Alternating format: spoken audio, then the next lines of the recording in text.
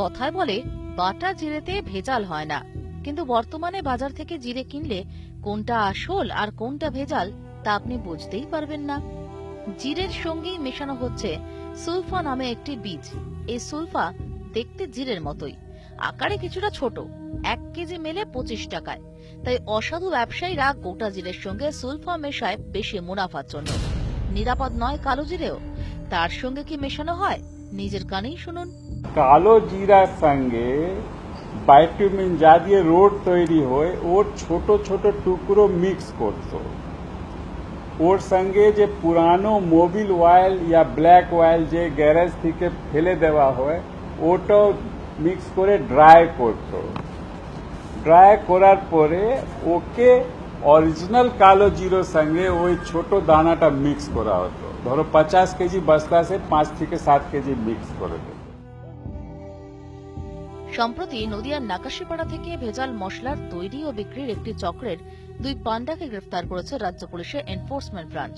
উদ্ধার হয়েছে প্রচুর ভেজাল মশলাও। জানা গিয়েছে শুধু এ রাজ্য নয়, এই চক্রের জাল ছড়িয়েছে ভিন রাজ্য।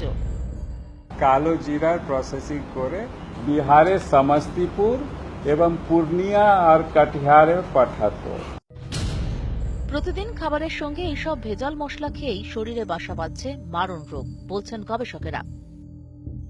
আমি সিগারেট খাই না, মদ খাই, তাতে আমার কেন ক্যান্সার হচ্ছে? তো এইগুলোর আমরা আসলে ভুলে যাই যে আমরা আসলে এটা ভাবি না যে আমাদের ফুড থেকেও এই রোগগুলো হতে পারে।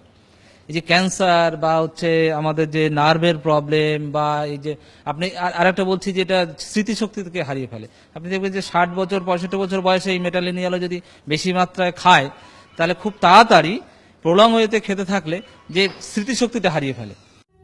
শুধু জিরে নয়, রোজকার রান্নায় প্রয়োজনীয় হলুদেও মিশছে ভেজাল।